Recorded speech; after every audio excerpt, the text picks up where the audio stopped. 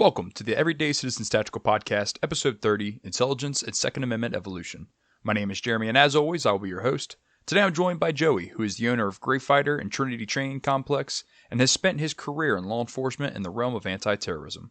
Today we discuss gathering intelligence to aid in your preparedness, the Second Amendment, and the changes we've seen as the number of gun owners has grown. So, without further delay, let's begin. Tell me turn it down and I'ma only turn up louder. Call me what you wanna, but you can't call me no coward. Strength in numbers, we the people, still the ones with power. Fighting fire with fire, time to take back what is ours. Tell me turn it down and I'ma only turn up louder. Call me what you wanna, but you can't call me no coward. Strength in numbers, we the people, still the ones with power. Fighting fire with fire, time to take back what is ours. All right, welcome back to the podcast, everybody. And Joey, thank you for coming on, buddy. Thank you, brother. What's going on? Not a whole lot. I met Joey 2 years ago at the Deliver Fund Range Day, I believe it was. Then I got to see you again at the Human Trafficking Awareness Range Day this year. But for those that don't know you, you want to go ahead and introduce yourself a little bit, tell everybody about you? Yeah, man. So I'm Joe Fasanella. I'm from up in New York City. I spent some time with NYPD, did about 13 years with them. Spent a good majority of that time in the counterterrorism division. Back in 2016, I flipped over to DHS, went over to the Fed side. On the outside, I own GrayFighter, formerly Condition Gray. We just rechanged names and rebranded last year. I also own Trinity Training Complex, which is New York City's largest public training complex of its kind. So it's been an interesting realm. I dabble in both training on law enforcement, military side. I train on the civilian side. And then obviously with GrayFighter, we have a pretty robust product line that's right now doing pretty well and sold globally. So it's been an interesting ride. We've been doing that about 10 years, and I'm getting close to retirement. So I'm probably going to start pushing a little harder on the company side. Mm-hmm. I kind of egress out and bow out gracefully from my law enforcement career, but life's been good. It's been handing me a lot of different unique challenges up here in New York. Mm-hmm. We've been addressing them as best as we can, as you know. Yeah. It's been an interesting ride. With some of the recent changes in New York, especially like gun legislation, what are some of the classes that Trinity is offering right now? Because I know we have a decent amount of New York followers, and obviously the market there is a little bit more bare for training. Oh, without a doubt. So people don't know what they don't know up here, like where we're at. Ironically, there is a big gun culture up here, but it's like underground. So sure. Guns are treated like prohibition up here. Oh, you want a firearm? Oh, wow, that's cool. Psst, don't say anything. That's kind of the vibe up here. We've kind of brought it to the mainstream over the past 10 years. Mm-hmm. So when my first I ever delivered, and I tell the story because it's funny as shit, but the first class I ever delivered was a night vision class, and it took us like 3 months to fill it. And what we realized is that night vision was the furthest thing from our minds. It should have been the furthest thing from our minds. We quickly realized that skill-wise that the region itself was lacking. Mm-hmm. We had and spent the next 2 to 3 years just doing level 1 rifle, level 1 pistol, level 1 rifle, level 1 pistol. And then once we realized we had like 10 or 20 of those, classes under our belts, then we would offer something on the more, high-end scale, like a level 2 carbine, where now we're incorporating some of the other things. And slowly but surely over the past 10 years, we built up a pretty good alumni. About 4 years ago, one of my students, Bob, was like, "Hey man, where are you going with all this? What's the end goal?" And I said, "Well, the end goal is to eventually, retire from law enforcement and just kind of do this full time, or as I please, Mm. And that was kind of the brainchild for eventually what will become Trinity.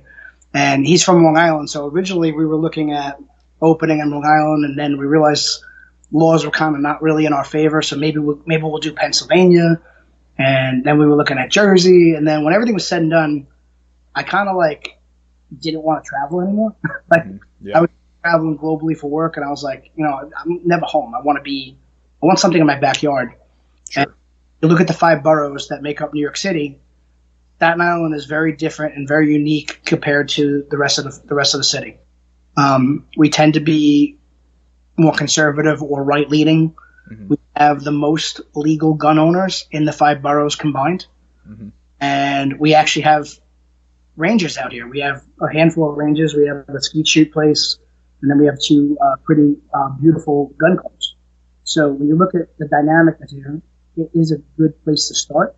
Mm-hmm. And when we opened up the doors to Trinity, we really didn't have a civilian curriculum in place because it really didn't exist. It was like we would leave it as in our heads we were going to train military law enforcement, and then once in a blue moon maybe offer something on the civilian side because there just wasn't a lot of gun owners. And then we took ownership in August. September we started to build out the facility, and by the time we opened in November, somewhere between September and November is when the brewing case dropped.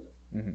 So our business model changed from training law enforcement mill to now we have this influx of civilians that pretty much came out of nowhere. Mm-hmm. And it's been an interesting growth ever since. So we went from having like 10 people a week to 25 people a week to 50 people a week. Now we're up to like 150 to 200 people a week taking the CCW class. Wow. So our resources have been completely taxed. The last 6 months, we have done almost no training at all outside of CCW just because we're trying to handle this. Mm-hmm. The good news is that for every six months that passes, probably those people are now becoming gun owners, and now they're looking for training. So that cycle of life has now become, we're at our 2024 posture is to now not to ever give up on CCW. We're going to continue to address that week after week. Mm-hmm. But the other opposite end of the spectrum is now we have legal gun owners who are just floating around with 2 days of training. Mm-hmm. What can we offer? So now it's back to concealed pistol. It's rifle classes. It's home defense classes. It's anything that we can now do to build up that community and take them from where they were at CCW and now take them here, mm-hmm. and then take them here, and eventually have them be able to integrate with some of the more higher end specialty classes that eventually we offer, like night vision and stuff like that. So that's kind of the model. It's a long-term model because obviously you can't do these things overnight. People are here, they tend to, the schedules vary. You could have a Wednesday night class that's packed out. Mm-hmm. You could have a class and get 2 people. It's just, New Yorkers are like, they're always buzzing. Mm-hmm. Trying to get a handle on who we're really training has been crazy this year. It's been absolutely crazy. We cater to everyone. If people come up and say, like, for example, there's been a huge influx with the Jewish community. We try to respect Sabbath, so we'll make sure we do classes that are conducive to their schedule and their culture. So awesome. We're doing some crazy stuff with being able to accommodate a lot of people. You got to figure there's 18 million people here in New York City alone. Yeah, that's a lot. It's insanity. And now we just expanded. Now we're doing the Jersey reciprocity. So now you can do your outer state New Jersey. So we just started doing that. And then we're doing 218. We've become like this monster conduit for all things firearms. And ironically, we don't even sell guns. So the journey for that has been nuts. Mm-hmm. Got approved by the ATF last year before opening. We had our gun license. We were going to be a SOT 7. We were going to be able to have suppressors. We were going to be able to have everything. Mm-hmm. And the holdup is actually the building itself. Our building was redesigned and renovated before we moved in. Mm-hmm. But because it's still under construction, zoning will not allow it to be the new C of O. It will only allow it to be the previous C of O. Therefore, I can't get my ATF license approved. So I've had 2,000 to 3,000 people come through here for their gun permits, get it, and then when they turn around to come back to us to get a firearm, we can't accommodate them. Yeah. So that's been a huge setback for us that we're going to address for 2024. We think that we have another location that we're going to move into in mind that's a little bit better of a training model, but also the ability to have that license put into place. That's awesome that you guys have that market opportunity right now, because a lot of the country, like specifically the South and the Midwest, is on the opposite side of that spectrum. There's been classes like this forever. There's been this market forever. So now, with economic times getting harder, there's less of a student base, there's less interest in the product side of the market because people already have a ton of stuff or they just don't have the money for it now. Whereas in New York, this is all so new to you guys, and guys are just chomping at the bit to get after it. Yeah, it's hysterical because we're seeing like every new gun owner, they go through those motions of buying stuff, and we tell them, hey, you have to take these things into consideration, but they want to figure it out the hard way. So it's not uncommon to have a guy that took a class 6 months ago go, hey man, you were right. I already have a garage bin full of holsters because I can't stand anything I bought. We're starting to see those trials and tribulations. And it's hysterical because the things that we're trying to push out the best product possible. Make the CCW class as interesting as possible, but the reality is it's a boring ass class. It's 18 hours of pretty much. Woo-wee. Yeah, it's 18 hours by us. It's crazy. Wow. And it's only 2 hours of that is live fire. So figure that one out. Ooh, wow. Trying like hell to, really build a solid foundation. So that they do decide, all right, I got my license. Now it's time to go figure out how to use this damn thing. But they're already on a good path. And that's kind of been the challenge because we're in New York, we're very thick-headed. Sure. We're typical New Yorkers. We don't want to be told. We figure things out for ourselves. But in the end, a good majority of them that do listen, they kind of come full circle. Some just come a little quicker than others. But it's been fun, man. It's fun to address these classes because there's closet tactical folks that have emerged. It's not uncommon for we'll be in a class and someone will come over and be like, hey, what do you think about this, and this? And I'm like, oh my God! Obviously, you've been running around on the forums and stuff like that. You kind of have an idea what you want, and it's cool to see those people emerge because I feel like they've been outcasted from the New York culture, and now they're finally being kind of embraced. You want to talk about crazy statistics? If in New York State, this was something that I won't mention his name because I don't want to say it without his permission, but one of our pretty popular politicians who I have a good rapport with, we had a conversation last year about if gun owners in New York alone decided to, regardless of their left or right leaning affiliation, decided to be on one page collectively as a unified voice, it would be able to outvote every other group in New York State. So he came to me with the intentions of, hey, you have this pretty big social media following in New York. How'd you do it? I said, I don't know. I said, we just post a lot of cool shit. He's like, all right, well, he's like, we got to figure out how to harness that energy. I said, well, what's the end goal? He goes, the end goal was to unify gun owners. That's freaking awesome. That's awesome. I said, nobody's taking that stance. Yeah. That's cool. That's something that's, I would like to be a part of that. So it's something that's on the forefront of our to-do list for 2024 because we could basically push out who we need to push out. And right now, voting is huge. Yeah. The things that we're giving back here and fighting for, oh my God. But there's also things that have been fought for and won. So, there's some positive things with the CCW. I know the most recent events in California with the assault weapons ban, that's going to come and trickle back down to New York.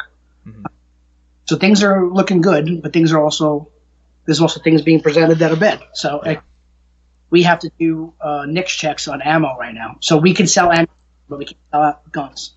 We sell a ton of ammunition, but you have to do a NICS check every single time you buy a box of ammo. We have to log in the lot number. It's just an insurmountable amount of work for the volume of people that are here. Yeah. Could that get contested down the road and maybe given back? Maybe. But right now we jump through every hoop that the government puts our way because, we're in the spotlight. Sure. Any given day, somebody can walk in here and try to F with us a bit and try to shut us down. And we don't want to do that because right now we're the only game in town. It's been a hell of a run, man. It's been a hell of a run.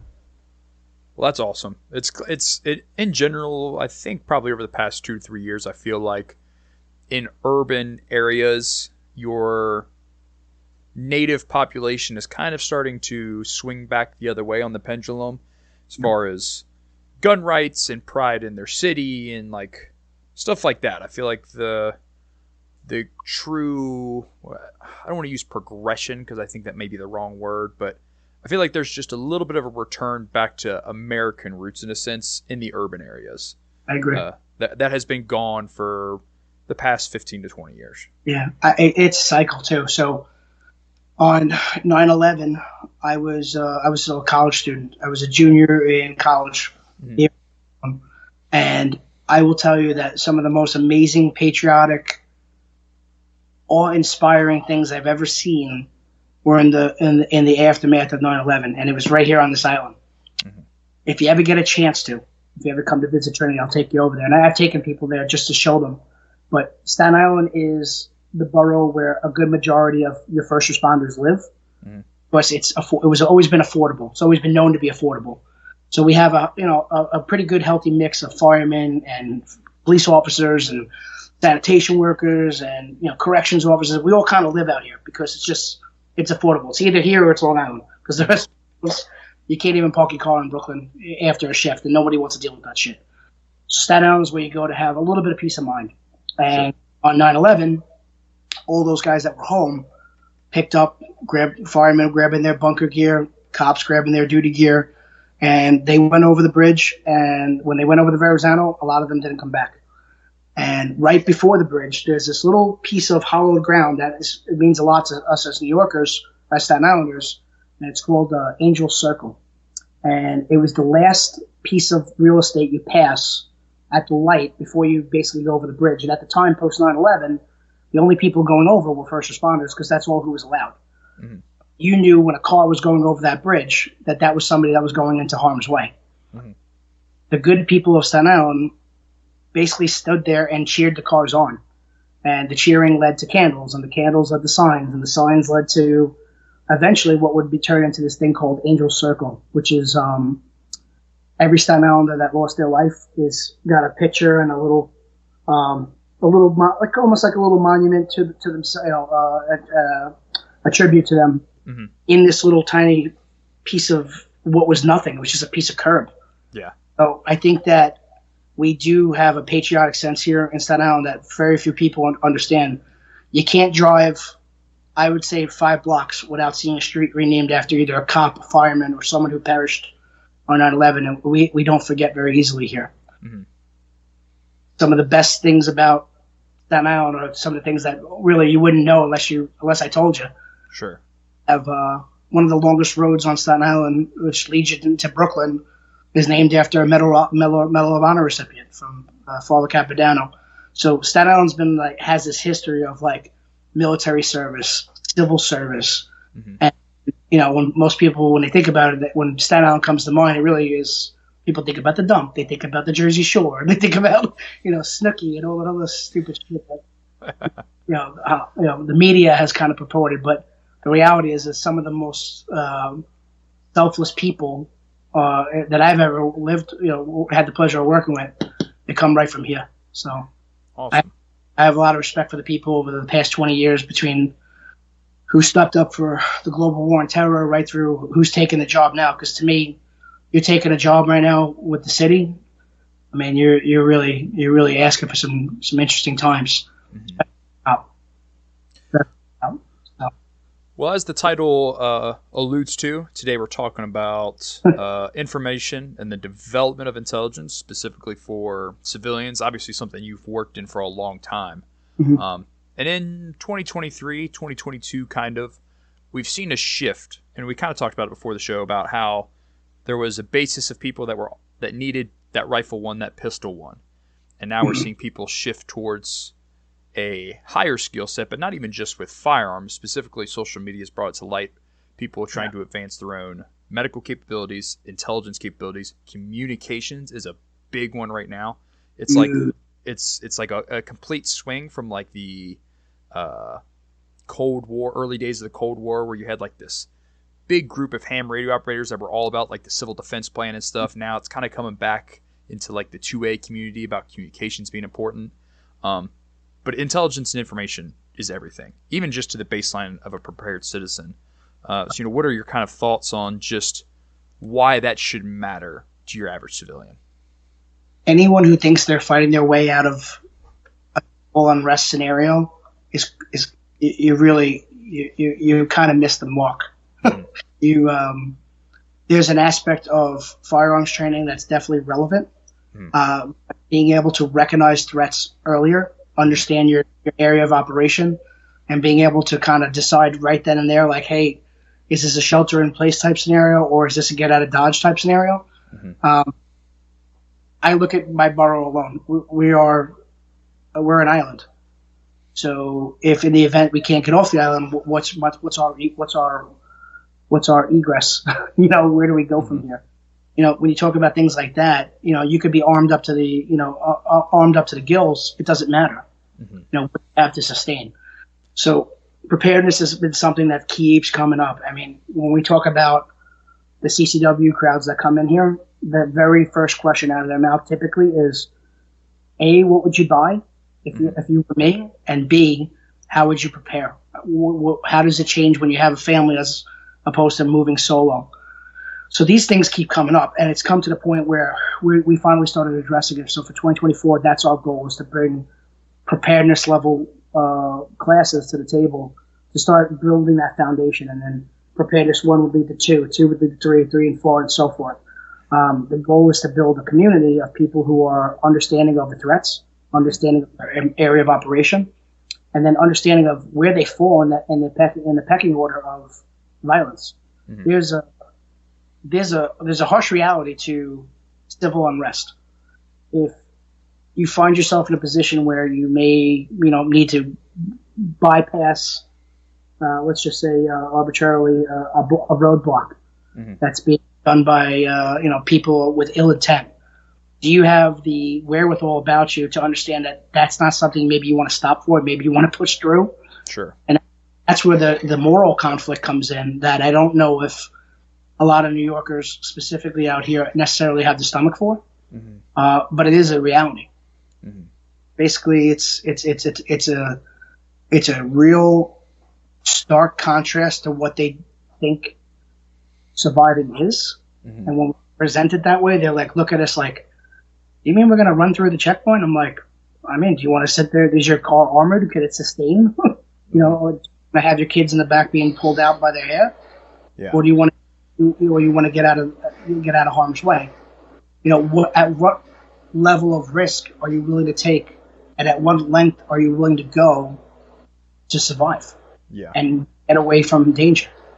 That's really what it's down to. And I just don't think people have been put in that scenario enough to really truly understand the ramifications that come with it and the responsibility that come with it.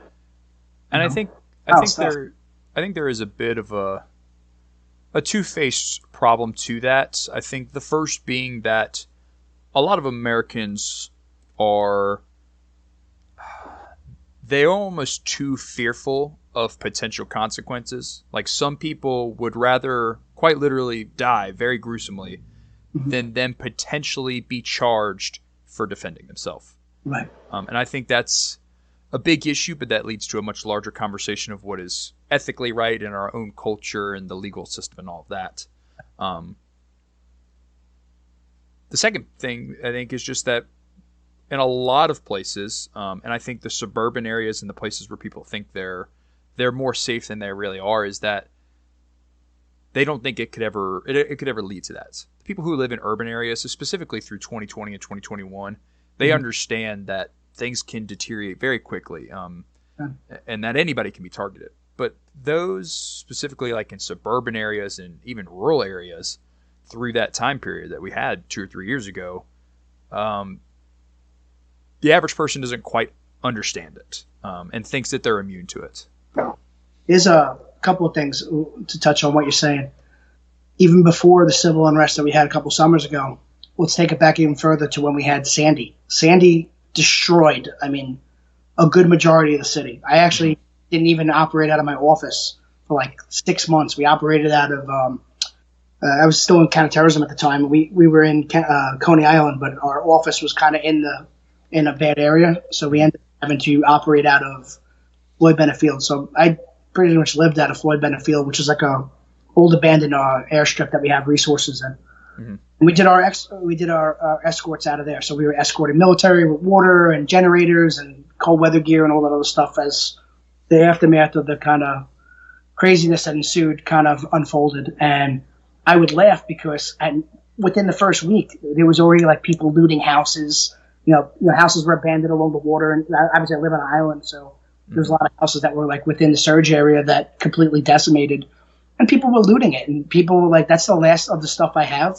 So now they're sitting outside with, firearms and threatening with signs and stuff like that. So it's really funny to see how quickly humanity can go from like one extreme to the other in a matter of days, whether that be a natural event or something that's, humanly invoked. But we have a phenomenon here that I do want to talk about. I don't know if you've ever heard of it.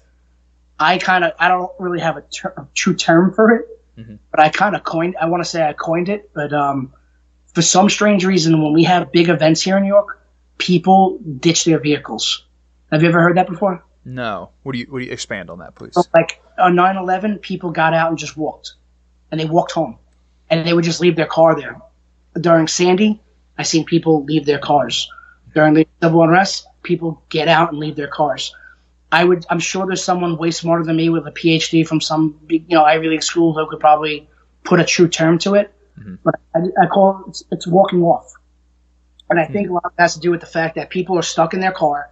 They this chaos going on around it, and they're like, fuck this shit, I'm out. Yeah. Now, what does that do for law enforcement? A, it blocks up the roads. Yeah. Resources extremely hard to get to certain impact areas. And it's consistently I've seen it consistently over numerous types of events over the past 20 years of working here. Now, do you think that's a response from, blatantly put, city people and the thought of traffic and being stuck, and they're like, I'll be able to pass anything that's wrong in the road on foot? I think so. I think people just say, I don't want to be trapped in my car. I'm going to take measures into my own hands. I'm going to be responsible for my own awareness, and I'm going to walk off. On 9/11, there's that famous, the famous videos of people walking over the Brooklyn Bridge, literally walking home. They just left their cars.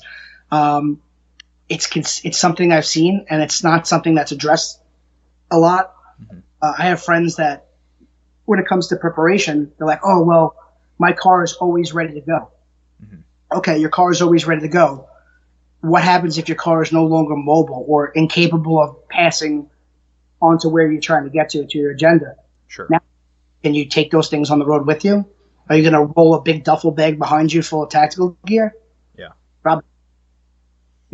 I think that there's an aspect of you should be able to harden yourself, but you should also be off the radar, so to speak, too. Like, I wouldn't want to go full, tactical Tommy walking through New York City trying to get off the X. I'd rather be more immersed into the public with the capabilities, but more clandestinely. Sure. I just don't want to be that target, because then I become a walking, loot package. Yeah. So, people that are like, oh, my plan is vehicle. Well, I just told you, people tend to park their cars on the bridge and walk off. Now what? How do you get your 20-foot Ford Excursion that's loaded with every prepper thing under the sun off this rock? You can't. Yeah. So now, what's the contingency for that? I think that there's things that urban environments that present themselves that a lot of people don't consider until it actually happens, and then they're like, oh, well, I wasn't anticipating that. Here you are. So I'd like to see, there's got to be somebody somewhere that's done a study that's observed this phenomenon, but it's 100% real, and it 100% happens. And it's so much so that I don't know if you know, like the tunnels of towers is a big run here. The reason why it was a tunnels of towers run is because the people that were involved that went into the building, the firemen that were in their bunker gear, they ran through the tunnel because there was nowhere to go. Yeah. Left their cars. They took 2-lane road, tunnel getting into Lower Manhattan, and it was completely parked cars. So why did they run? They ran because they had to. Sure. That's the lineage behind it. So that phenomenon is real. And when you find yourself in an area like New York City, where Manhattan's pretty much a peninsula, Brooklyn is kind of landlocked a little bit. Long Island is an island. Staten Island is an island. What's your backup plan for that? How are you going to get off? You know, we have a tremendous amount of deer on Staten Island. Do you know why? What? Nobody can hunt? No, because well, besides that, they New Jersey. So we have low tide. If you go onto the South Shore of Staten Island, and the channel itself, you can pretty much almost walk to Jersey. So that's what the deer do, because we have an abundance of wildlife here with no predators. So they walk, they come over, and they eat like kings out here. Yeah. If they could do that, if nature shows us anything, we could do that technically. So would a rowboat maybe be a good idea? Maybe, I don't know. So regardless of people's environment, whether they're a suburban person, a urban person, or even a rural person, because just because you live in the middle of nowhere doesn't mean you'll never have to not leave, or you're better off than someone that lives in a city on a rock, but you may also have to leave, your farm one day. But regardless of someone's environment, what are some things that you would say people need to focus on initially to start developing their own area intelligence, just from the general preparedness perspective? I think you should be surveying your community first. Mm-hmm. Anybody can do this on their own. Mm-hmm. I think that a strong community is a community that will thrive. Mm-hmm. Oh, I'm going solo, Walking Dead style scenario. I think that's far-fetched. I think that a community that could step up together and fill in the gaps, because no one's perfect. Mm-hmm. It would take a tremendous amount of money and resource and time to be able to be a one with everything, one-stop shop. I just don't think anybody's capable of it. There are people who are financially maybe capable of that, and they pay for that, but I think that the average person is not. But when you talk about community drawing together and pulling resources, if in the event of X, Y, Z, if you can get that people talking about those things, then you have a chance. I think you extend your longevity extensively. The question is, when you live in the rurals, how close is your next neighbor? As opposed to we live in suburbia where maybe, your neighbors you can basically secure a whole block. Yeah. We talked about that during Sandy. Like we had, I would come off a shift as a cop, and then when I got back to my block, we had other cops who were in between their shifts, basically patrolling our neighborhood, because we had looters, basically going up and down the blocks, because we went about maybe 12 days without power. Mm-hmm. No alarms, no nothing. So people were inadvertently stepping up and doing basically security patrols. Sure. Doing security runs as a cop. So it was kind of we were kind of getting overtasked, task upon task. Mm-hmm. When you talk about the rurals, now you're talking about extensive property. Yeah. So is that a problem? Probably. Mm-hmm. Problem too. So, what do you have in place? Do you have trail cameras and stuff like that? Like that's another game changer. But then again, what if you have no power? So no cell phone service. So like everything goes back to what technology is still available, mm-hmm. and of that technology, which one can I use to basically force multiply my capability? Mm-hmm. I'm kind of a sitting duck. I always look at it like this. My kids are still young. They're kind of, I tell them all the time, I'm like, when we talk about active shooter, like if I'm in the mall during Christmas time by myself compared to when I'm with my kids, my actions on are very different. By myself, I'm going to take a little bit more of an aggressive posture. When I'm with my kids, my responsibility is them and them only. The hell with everybody else. I'm going to make sure that they're safe. So I'm probably going to, same thing applies for some of these large scale events. Like we have roving crowds of, protesters moving through our neighborhood. I don't think I want to be part of that. I think I want. You could have my house. I have insurance. Burn it down for all I care. As long as the people that I can't replace are removed from there and on their road with me, mm-hmm. So there's a certain level of acceptable loss when it comes to trivial things like material things. Mm-hmm. And then there's things that if there's things that you just can't live without, or you need it to sustain for those days after. Mm-hmm. Those things should be at the forefront of your prioritizing of, I need to be able to access this quickly. I know I can't take all my guns. I'm going to take the guns that I can grab. I'm going to grab the things that I think are necessities. My my kids' prescriptions, stuff like that. Some food, some water, some things that I need to do to potentially get off this rock, so to speak. Yeah. And I'm not going to look back. Whatever. And I think something important you mentioned at the very beginning of this was community. And I think I'll call it the Second Amendment community. I think just people in general are starting to realize the importance of that. And while certain political entities or members of three-letter agencies and whatnot may see it as a dangerous thing, I think the idea of volunteer community groups or the resurgence of Minuteman groups and whatnot, I think those are good, especially for groups that focus on more than just the tactical stuff. Groups that are like, yeah, community defense, good, important, but what about natural disasters? What about, train derails and the whole town has to evacuate? How do we help? How do we help the county next to us if something happens to them? Yeah. I think that's extremely, extremely important, especially for more rural and suburban areas where first responders are less dense. The community as a whole has less resources, less hands.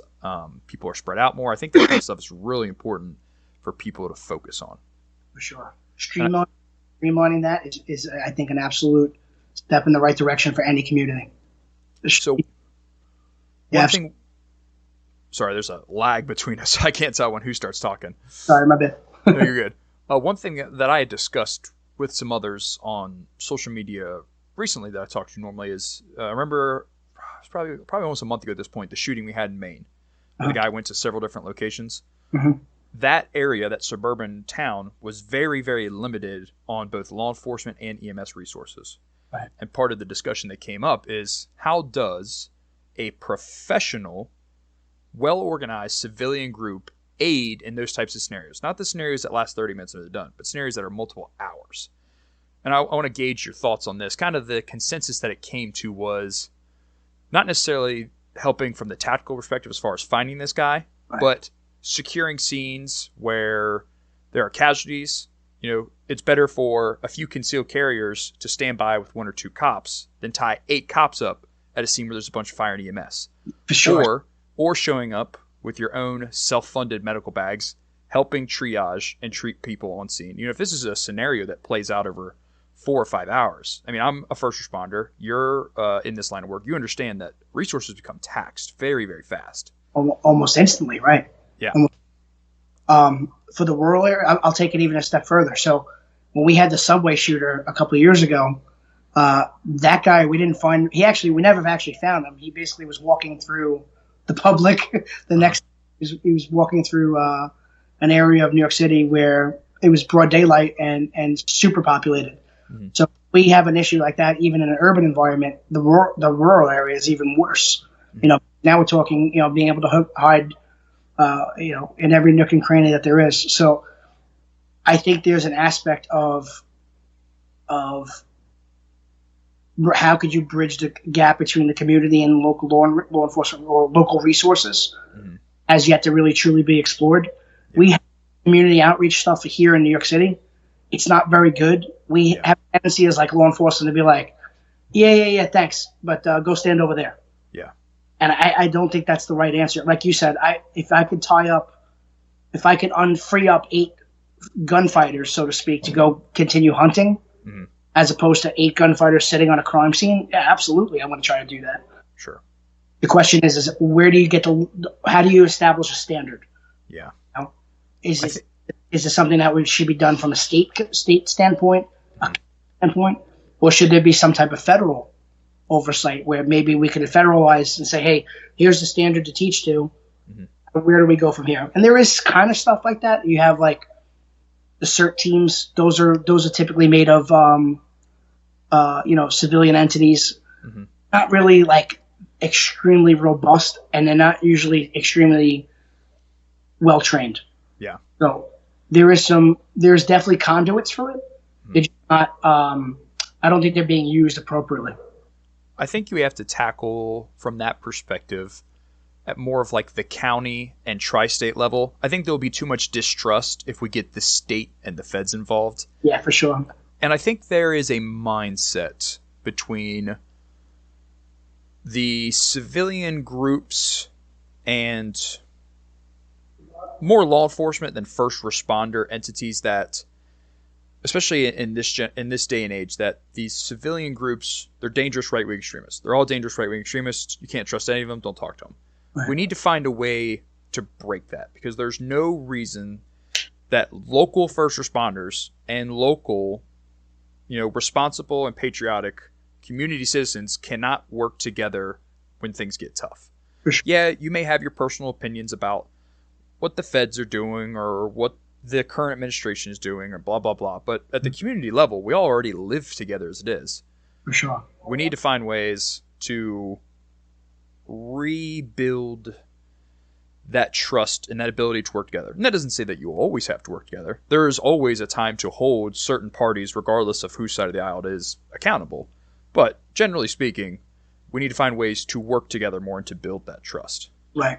And you do see it. So when there's a search and rescue scenario, kids in a rural area, communities, regardless of their affiliation politically, they do come together, right? Mm-hmm. We could do it for things like that. Why can't we do that for other aspects of different events, right? Mm-hmm. So the framework is there. I think it's just a matter of, we have a tendency to be as cops, they're not trained, they're going to be a liability. Well, what if there was a standard? If the standard's there and that they're good to a certain degree to help with aspects of an event, I think they would reach for that resource more often. We kind of have it here. We have auxiliary police here, and they do get used. I just don't think they get used as quickly as possible. It's usually tertiary type stuff where they say, all right, now this thing is definitely going to be going on more than 24 to 48 hours. All right, I'm pulling those resources. So maybe they're just not being used fast enough in that sense. But I think there's undoubtedly a necessity to build that up on a lot of different levels, and definitely bring more capability. Give them the better training that they need, especially during Sandy, we had swiftwater rescue. That was nobody had the capability to do that. There were people that were just pulling out, Zodiac boats from their garage and helping us, and that was a huge, huge help. But that was not orchestrated. That just kind of happened on the fly. So when you look at it from that perspective, yeah, there's definitely some things where I think civilian entities can collectively step in the event of those type of events and fill their void. Mm-hmm. For sure. I think it definitely falls on the civilians as well to make sure that they conduct themselves, present themselves in a professional manner. Because first impressions are everything. The first time your community group that nobody's ever heard of or worked with before shows up to, let's say, a town that was hit by a tornado. Real messy stuff. No power, no resources, nothing. And you're like, we're here to help. How you present yourselves, how you show up, and whatnot will determine whether anybody wants to work with you from there on forever. Right. I think that a lot of us that find ourselves in leadership positions, whether we're business owners or we're ex-military or we're first responders, and we're trying to form these community groups, a lot of it falls on us. And we need to instill the same levels of professionalism with the understanding of we're working with volunteer citizens and whatnot, that kind of stuff matters. And there has to be that professionalism that comes with everything. 100%. That could be done by streamlining and kind of laying out the groundwork for, hey, who do we really want to see in these groups? Mm-hmm. Great when people have the intentions, but if you don't have the physical capability to do something, you're more of a hindrance, and you're taking the spot of people who potentially could actually be useful on game day. Mm-hmm. I think that a lot of these groups tend to attract people who are, I don't want to pigeonhole them, but sure, go ahead. We don't really see the cream of the crop when it comes to that. Sure. I find that a good model would be you ever see the search and rescue volunteers that you see up in the rolls of up in the Adirondacks and stuff like that. Those tend to bring out the people that actually have capability and drive, mm-hmm. do the want to do that. They actually have the physical capability, physical attributes that you would want in a person that can do those type of things, and they're all volunteer. Mm-hmm. So it's crazy how regionally what attracts what. I think that we're so comfortable here in some of the urban settings that somebody will figure out how to save me. No, they won't. You better have your ducks in a row. I'm telling you, during Sandy, the people with boats were like a huge thing because it was so much like there's so much craziness that happens with flooding, especially people don't realize like underneath New York City, it's like Battery Park. Battery Park is not built on land. Battery Park is built on like a series of piers. Like you could swim under Battery Park, right? Mm-hmm. So we have this flood surge, things can can push up, right? Yeah. So when you look at like manhole covers, one of the craziest things that I've ever been told, like even like going to Iraq and dealing with all the shit I dealt with there, one of the craziest things that still plagues me over all these years was during Sandy. I was standing on basically the Belt Parkway in Brooklyn. We were standing on an overpass, and the floodwaters were coming in almost a mile. Mm-hmm. And we had already spent the entire afternoon evacuating everybody, like saying, you know, you got to leave Coney Island, you got to get out of here, you can't stay here. We have shelters for you. This is going to get hit hard, and we're not going to be able to get to you once it hits. Mm-hmm. Of course, stubborn New Yorkers, they don't want to leave nothing. So, you know, we got a good majority out, but we didn't get everybody. Mm-hmm. And while we're standing on this bridge, watching the waters basically come in, and they came in quick, people started putting on their lights in the second floors of their houses. And all of a sudden, they're waving at us at the windows like, hey, come get us. Like, I just spent the last 10 hours trying to get you the hell out of here, and now I have to come get you? So it turned into me and two other guys. We ended up jumping in the water. We had a handrail of fence in order to not get swept away. That's how fast the water was. It wasn't that it was high. It was probably like waist to chest high in certain areas. Mm-hmm. But the water was so cold, so frigid, and so quick that it would have swept you off.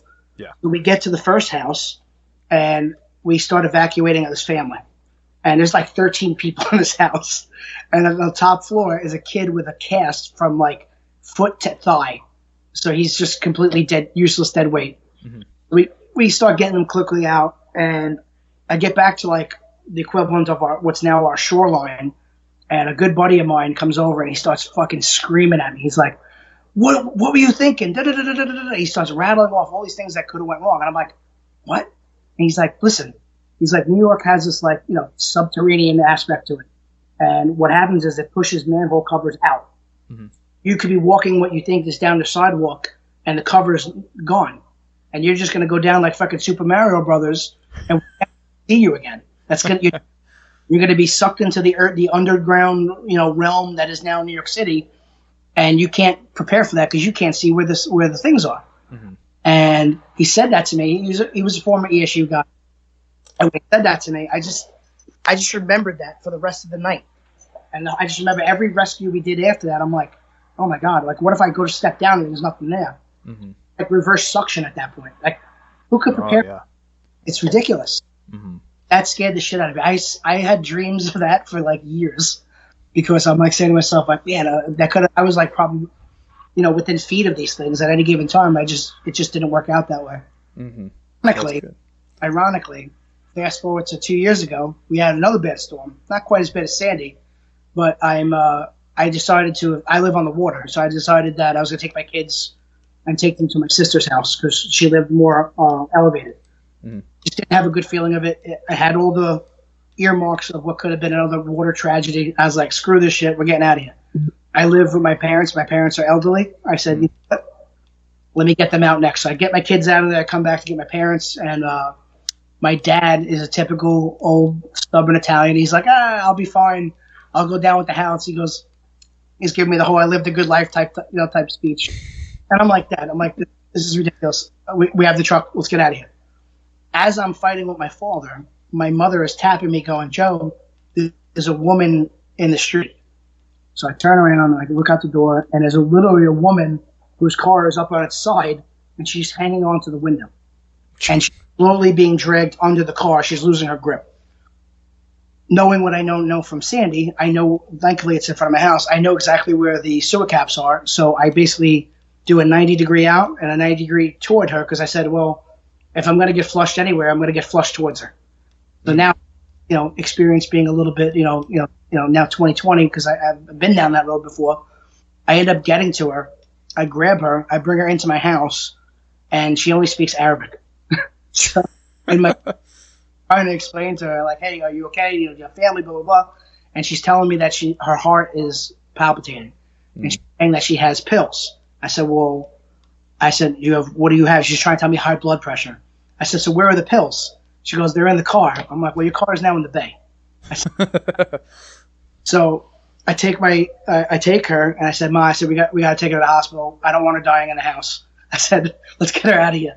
So at the time I had a Tacoma, which kudos to Toyota. The car worked. The truck did exactly what they say they're supposed to do. I throw this woman in my car. My mother gets behind her, and she's just vomiting all over my car. And we're what's really more of like a 5 or 6 minute drive to the hospital is now taking us like 30 minutes because there's, like debris literally floating down the street. Like we're talking telephone poles over with, all the electricity. Like you had no idea what we were driving through. Mm-hmm. We buy a house. I'm old school. My family's old school. We don't curse in front of our parents. But I'm basically white knuckle driving down this main thoroughfare to get to the hospital. And in the chaos, I curse. I said, I drop an F-bomb. I'm like, fuck. And all this crazy shit.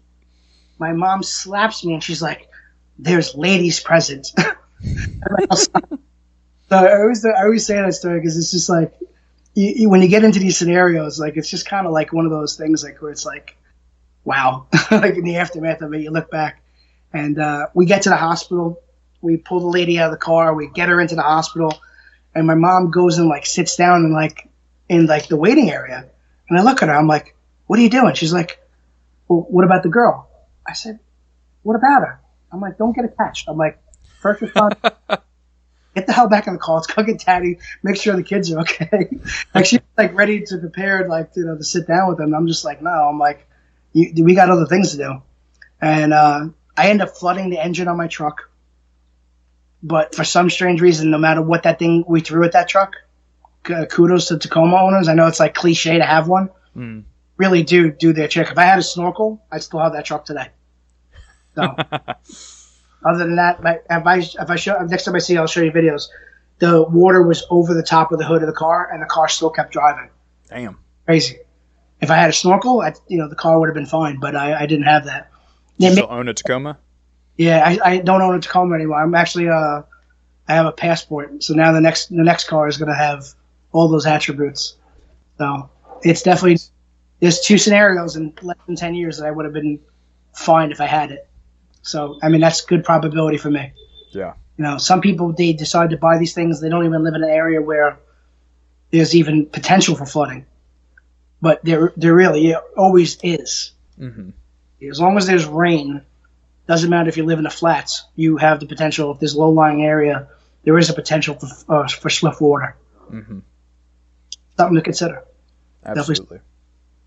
It all comes down to money, fitness, and understanding. I think when it comes down, that's really like the three things that you kind of got to wrap your head around. And like once you've decided on those three things are kind of like all with in balance to be able to perform and be able to procure the things that you need. Mm-hmm. Then the question is how willing am I to do all these things to prepare? Because it's really there comes a morality aspect to it in the long run. How capable are you and how willing are you to get where you need to go and basically traverse anything that gets in your way? Mm-hmm. That's the very thing. Yeah, that's a morality issue. And I think that I don't think people sometimes even have the stomach for that. So we see it. We've seen it a lot of times. I seen there was a scenario a few years ago where a man was on, I want to say it was the West Side Highway in Manhattan. Mm-hmm. He either cuts off a motorcyclist who was riding with a gang of other motorcyclists, mm-hmm. and they start beating him through his windshield with the helmet, right? And eventually they get strikes on him. So there comes a point where the kid, I guess he has family in the car, he decides to haul ass and take off. And in that time, he knocks over people on bikes and runs them over. So now it's a crime, right? Now it's crime on one side, crime on the other. I probably would have made that decision a lot sooner. Yeah. I would have made that decision a lot sooner. I would have lived with it. Mm-hmm. But he ended up getting some pretty bad, severe injuries, which could have almost taken him out of the fight. Like, don't let it come to that. Just get off the X. Get off the proverbial X that we all talk about. get to where you got to go, and then make your notifications. Hey, I just ran over 4 people. I'm in this location. I'll turn myself in. However, let me explain to you why. Yeah. And then go from there. What ended up happening to him? Did he have any charges pressed against him? Yeah, I got to look it up. I'm pretty sure he got off. He got off? That's Yeah, good. on video. And the video clearly shows that they impeded his motion and they forced his hand. Yeah. So, but I would definitely like to pull that back up. Ironically, I asked the same question to the CCW folks. Mm-hmm. And I tell them, I'm like, getting involved into a deadly physical force issue is not like the movies. It's not like cops get into a shooting during their shift and then later on that night they're, toasting beers like, oh man, today was a crazy day. That's not real. Yeah. Do that. Like your next 3 to 4 days are completely going to be inundated with going to the hospital, making sure you're good, making statements, talking to lawyers, your life is over for the next 48 to 72 hours. So don't think that it's just like some, you're going to shoot somebody, holster up, and that's like, oh, I'm good. It doesn't work like that. You're going to be going through the trials and tribulations of post-shooting. And that's something that we initially didn't think of here for Trinity, but eventually the question came up so often that we were like, you know what? We need to provide a resource. So we actually keep a lawyer on retainer. Nice. Specifically for if one of our members gets involved in something, your first call should be to your family that you're okay. Your second phone call should be to us. That's what and then we'll tell you where to go from here. You get shooting in law enforcement, you have all those resources that come to your aid, so to speak. As a civilian holder, you really don't. Yeah. So where do you go from there? So, do you ever foresee a point in time where, in our own legal system, and it's going to vary very much by state, where the ability for one to use violence to protect themselves is seen as more acceptable, and the process that follows is less traumatizing to the individual? Say in those instances where 3 or 4 people break into your house. In some states, there are very, very definitive lines where you're allowed to use deadly force. Yeah. And even if they're still in your house, if they're outside of that line, you're not allowed to. Or, protesters or a roadblock, you get stopped, people are beating on your car window. There are lines where violence is only acceptable in this very narrow lane. So do you ever foresee the legal system changing that in a sense? Kind of a sense back to consequences are a real thing. Yeah, I think laws will adapt to scenarios that are given. Mm. The same problems we have today aren't the same problems we had 30 years ago, 50 years ago, 75 years ago. So, but our law is based around a lot of that stuff. So it's like, as law and technology, let's talk about technology. Even as technology becomes more available, that's law. Ironically, my original company was called Condition Gray, and everyone's like, well, why gray? Most of my early career in counterterrorism was done dealing with stuff, implementing technology that wasn't really, it didn't exist, right? Yeah. So we had to figure out how to use it for good in law enforcement, and we were playing in a very gray area. Basically, we were comfortable enough to field this stuff with the hopes that we didn't become case law. That's kind of how we approached it. And I think that as the CCW rollout continues to evolve, eventually there's going to be scenarios let's be honest, New York is a very target-rich environment right now, right? Yep. There's scenarios that have never happened before happening to people who carry firearms, both on the good guy side and the bad guy side. Mm-hmm. And some of these scenarios are going to change law because it's something that haven't been it hasn't happened yet, so therefore it hasn't been addressed yet. But now it's going to happen. There's such a high probability of people here in New York getting involved in stuff because right now you have a criminal entities who have been basically lawless for years. Most of it's because of basically lack of being able to convict.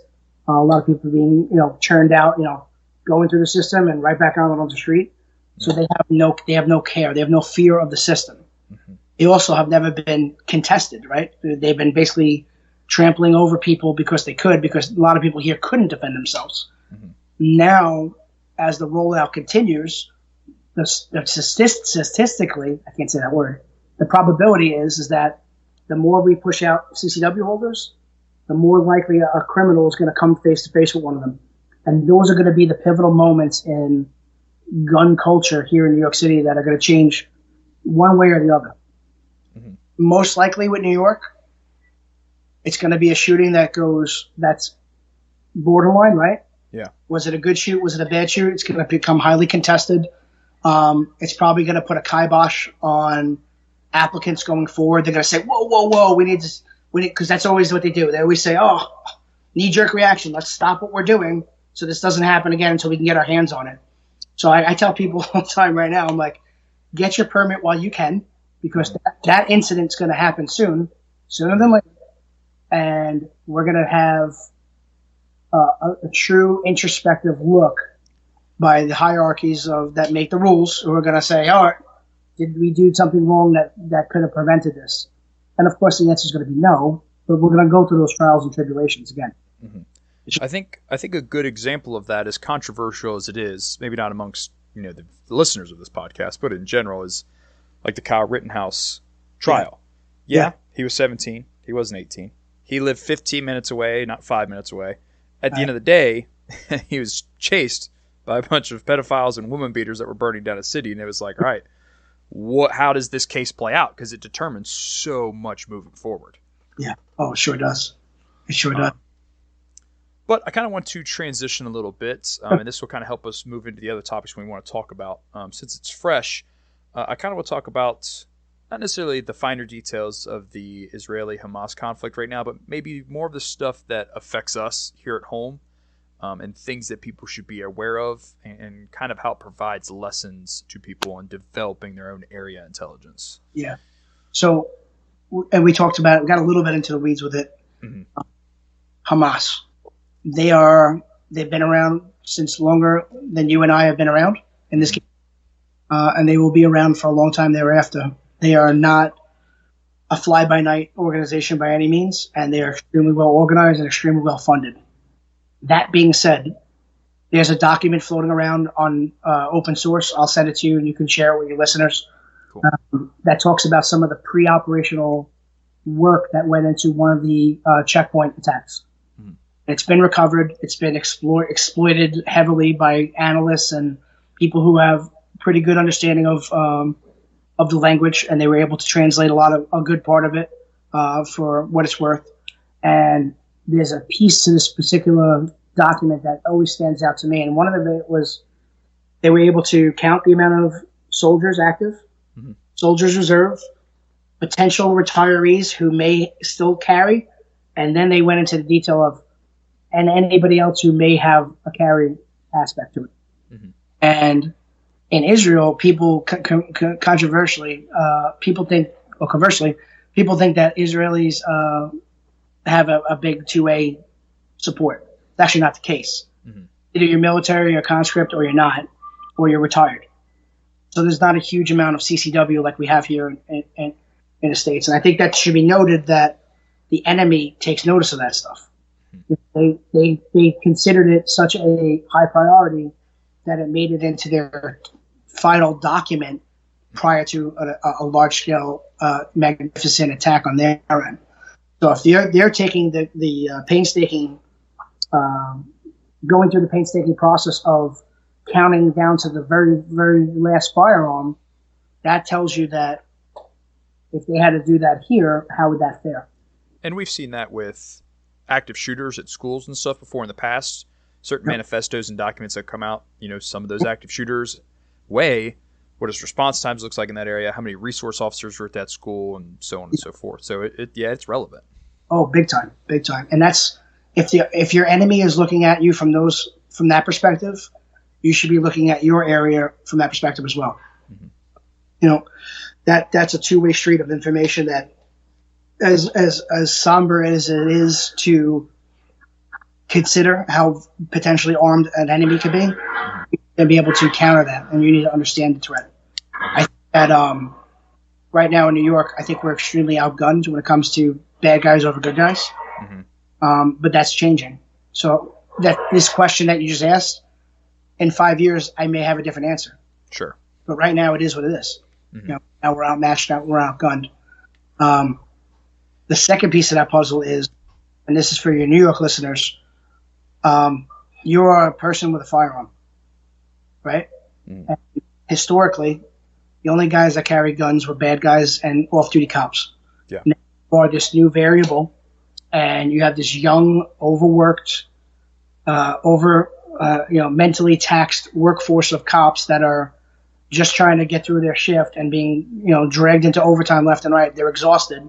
Mm-hmm. Now you're presenting a firearm in the public, and you get challenged because you're going to get challenged because you are a person with a firearm. You're a variable on these jobs. You have to understand that you're a threat to them until they deem otherwise, right?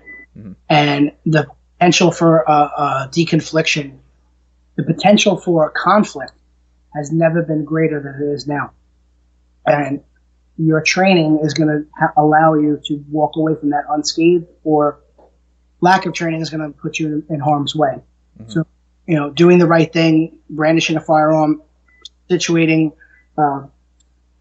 calming a certain event is still it doesn't end there. It's only the beginning, because now you have the cavalry coming in and you are a problem until they deem otherwise. And I think that people that are going through the process of CCW, I can't impress upon them enough how important it is to understand the post actions of deconfliction and keep yourself safe, because this is going to happen quick, fast, and it's going to be very crazy. Mm-hmm.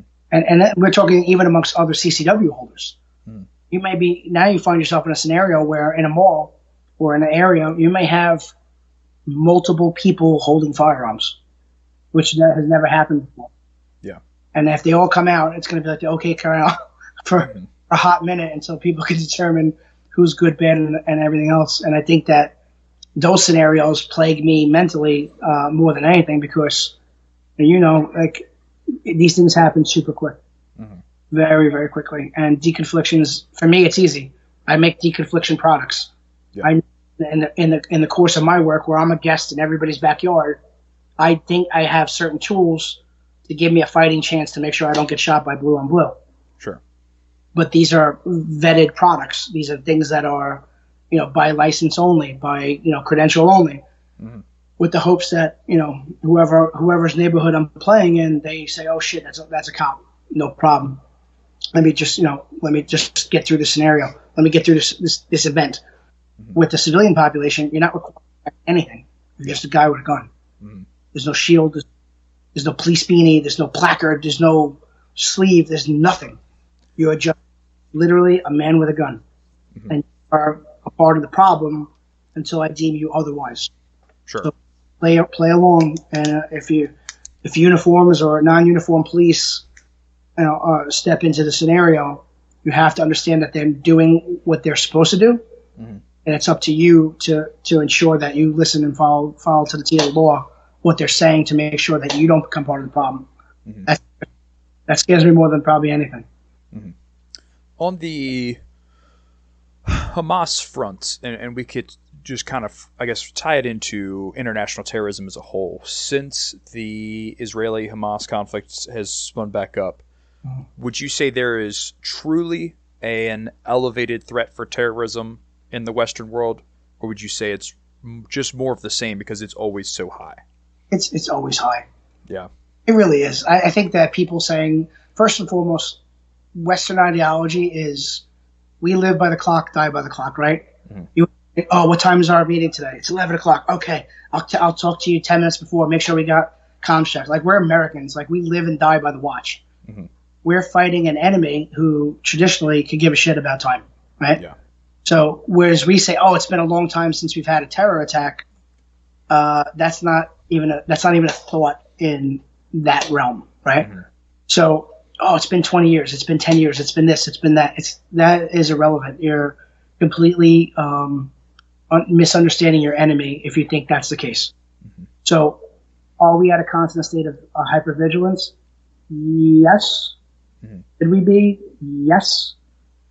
But is there any litmus test for predicting when, if and when? If that was the case, we'd be, I'd be playing lotto.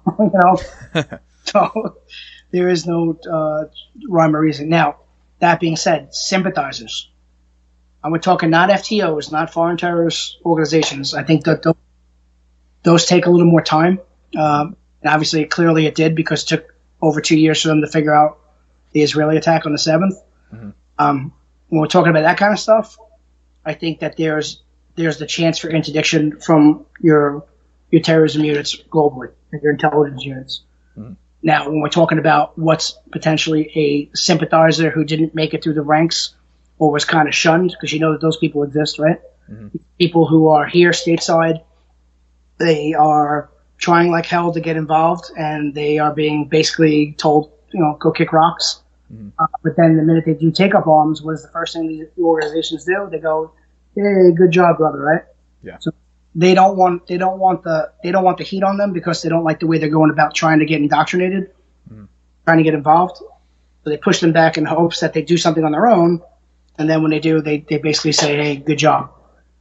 Those people are out there, and there's probably more and more growing daily because of all the information that's being put out there. Pro one way or the other. So people who have malleable minds, who are currently choosing a side, and if they don't like the route it's going, could you see people take up arms or conduct something or semi-spectacular? Maybe. I think we're not done with the vehicle attacks. Yeah. I think that those are going to be hot and heavy. I think that's a proven tactic. Has been very successful overseas, and especially in Europe. I think that we're going to see some of that.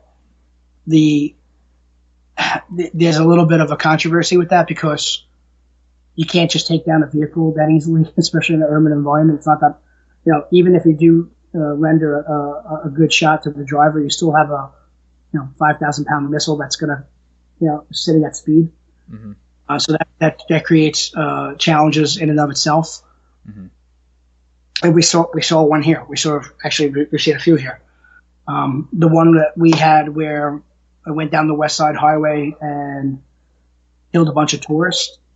That one cracks me up, because it wasn't New Yorkers who were killed. It was, I believe it was Belgian tourists that came off the bus and were killed. Had it been New Yorkers, I think it would have probably gotten a little bit more attention. Yeah. It's human life loss regardless, but for some strange reason, it just didn't have the impact on people that it should have. That was a legitimate terrorist attack. Yeah. What a devoted, dedicated enemy who had a well thought out plan. So, do you foresee FTOs that are stateside having the true capability to pull off anything like October 7th here in the United States? Obviously, that's hard to compare, because Israel is like the size of, a single state here in the United States. True. Very true. But the entity of it. I think there's enough people here to do something spectacular. I don't know if they're in a position where they want that smoke just yet. You know what I mean? Yeah. Something to be said with regards to this on a bigger scale. We spent the last 20 plus years in Afghanistan taking the fight to the enemy on a daily basis. And in a matter of days, we just took the boot right off their neck, right? We just said, all right. And that became that was a launching pad for a lot of people who had aspirations of fighting Americans, right? And then we just picked up and left. So we gave them the ability to maneuver and move about freely again, right?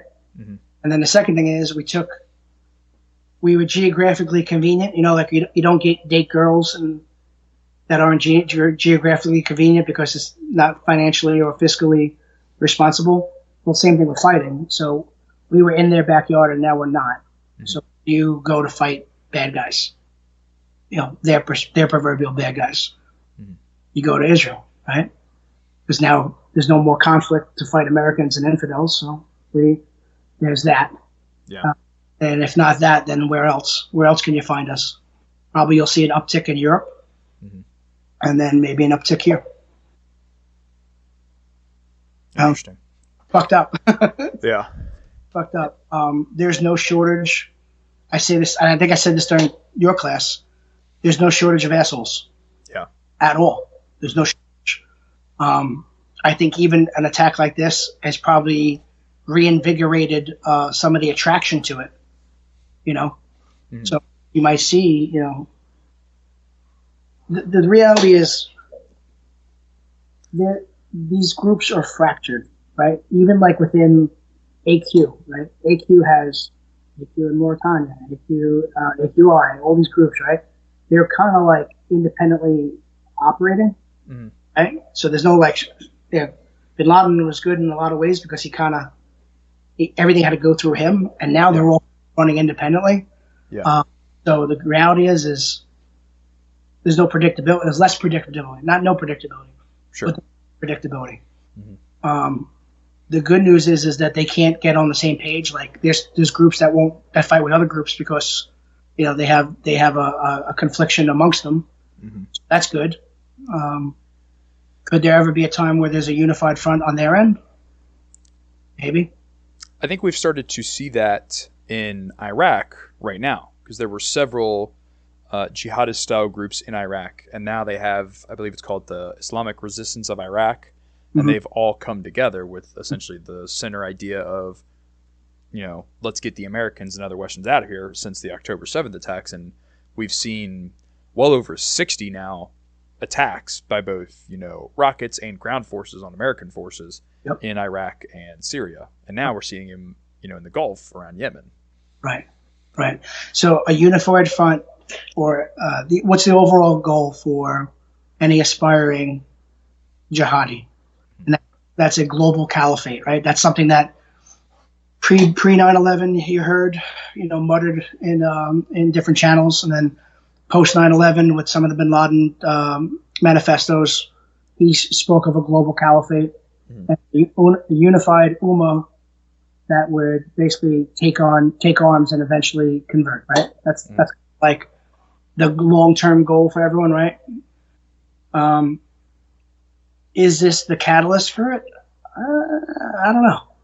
Is Israel the catalyst for that? Maybe. Kind of terrifying to think if it is, because that's not just an Israeli problem. That's everyone's problem. Yeah. The litmus test for that would be Europe. So right now we're kind of isolated geographically. It's a little easier to get to Europe than it is to get to here. So will you see it in Europe first? Probably, with bleed over eventually going everywhere else. But I just don't know if logistically things are in place. I think this is more of a when a time presents itself kind of place for something large scale like that, or FTO supported. Yeah. Again, maybe somebody has the funds and the ability and the know-how and the drive who has been supporting that and just putting pieces in place all these years. Who knows? That's something for the Bureau to kind of figure out. Yeah. I think one of the big problems we'll see with this conflict will have a lot less to do with Israel and Palestine and Hezbollah and Iran and all that. I think we'll start to see more of it causing internal disputes. And we kind of see that not as much in the U.S. right now, but really more so in Europe. And I think the recent events in Ireland are a good example of it, that there is too much internal dispute between political sides right now, that where the more once-in-a-lifetime and global events continue to happen, it stokes that fire. For the longest time, specifically Europe, was very open to refugees and immigration and all of that. And like, send us your sick, your poor, so on and so forth. 10, 15 years down the line now, France, Germany, the UK, now Ireland, they're seeing maybe that wasn't the best idea. And it's not to say that there's anything against refugees per se, or that people aren't people, but there's definitely some, ideology differences there and cultural differences, and that some people just cannot assimilate to what was a civilized society. And I think you see the more nationalist, and I don't mean that in a wrong way, I mean that in like a true definitional way, saying we are fed up with this. We're tired of the crime. We're tired of the random rape. We're tired of the abuse of tax dollars.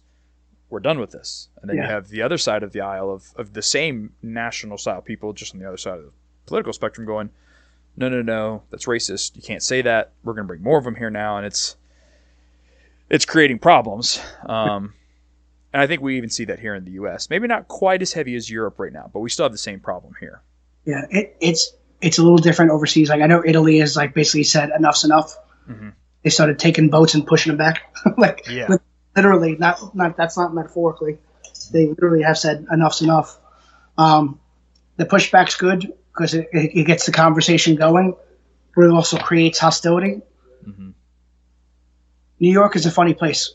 In this building, as we speak right now, we have, when I say almost every ethnicity, race, and religion represented, and we all coexist gratefully.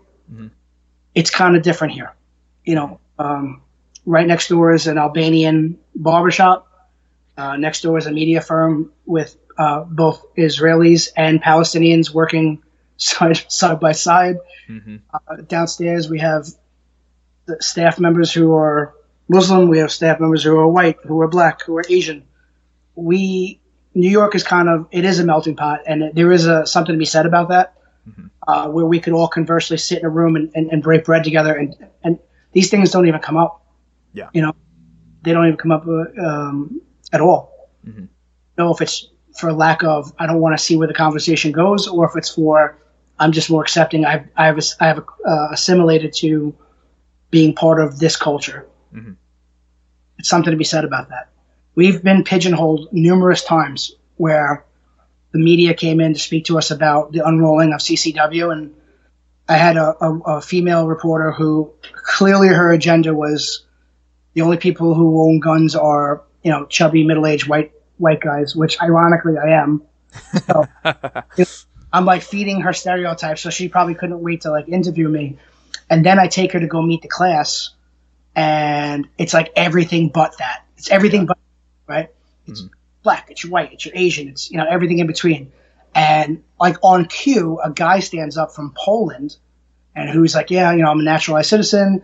I'm now I'm an American, and it's my right to own a firearm because historically being disarmed doesn't get you anywhere. He tells them, and her agenda just went like right off the fucking cliff. And I just remember seeing her face, like, like looking at her like, oh, sorry, like mm-hmm. That's what's here. These people they have whatever their reason is for being armed, whatever you may think it may be. It's probably not.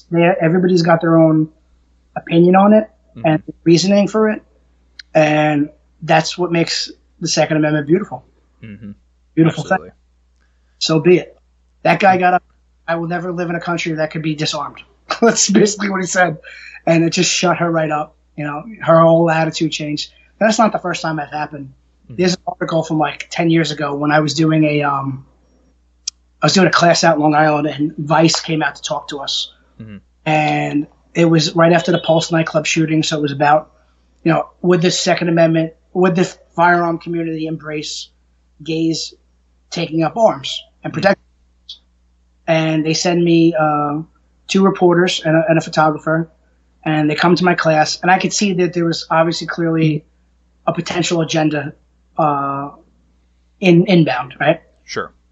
At the time, I had a RSO who was Army Purple Heart recipient. Mm-hmm. She was a police officer who now works, I think, for the Department of State. And she was openly gay. Mm-hmm. So they start talking to her, and they quickly realize that here is a member of who you're trying to pigeonhole me into saying doesn't exist within our community, mm-hmm. but she does exist, and she's very good at what she does, and she's part of our staff. Yeah. And that agenda went, again, right off the cliff. Mm-hmm. So we find ourselves in these weird predicaments where people try to label the gun community, but the reality is that we embrace everybody. The only thing we really think about it as gun owners, the only thing I have a problem with is just don't be irresponsible. Like, mm-hmm. As long as you put your guns are safely tucked away where they're not accessible by children, you're not doing anything foolish or irresponsible, I don't care who you sleep next to. I could care less. Do you. Your life is your life. That's the best part about being here. Mm. say, are you owning guns responsibly? Are you using them responsibly? Are you training so that if in the event you need to use it, you are a person who's an attribute, not a complete societal mess by bringing the thing out? That's all we care about. And just we could all coexist very, very nicely if all those things are met. Mm-hmm. But, people have agendas. They want to make something into something that really, truly doesn't actually exist. At least it doesn't exist, Yeah. But crazy stuff, man. It's crazy stuff. In regards, and we talked about it a little bit before the podcast, the border, obviously another controversial topic, big for self-preparedness and information and stuff. What does the reality of the border really look like, and what threats does it present? It's as porous as it can be. Mm-hmm. There's people that are being processed, being vetted, and they're making their way into a neighborhood near you. And there are people who are crossing completely unchallenged, who are finding their way into a neighborhood near you as well, right? Mm-hmm. The challenge with that lies is that people who have ill intentions can clearly cross, mm-hmm. right? Let's just call it what it is. I can tell you that there used to be an OTM list many, many years ago, and OTM stood for Other Than Mexican. It was a report that was published, probably by like CBP or like Border Patrol years ago. I can tell you the breakdown of denomination of breakdown of nationality of people crossing that were non-Mexican, mm-hmm. and that number like quadrupled, over the years. So now it's not even a statistical fact anymore because it's impossible to keep track of it. Mm-hmm. So that should be a pretty good indicator of what's coming to a town near you. Yeah. The flip side to it is there's a double-edged sword. You could either, like Staten Island's putting up the fight saying, we don't want you here, go back to wherever, right? Or just come here. I understand that.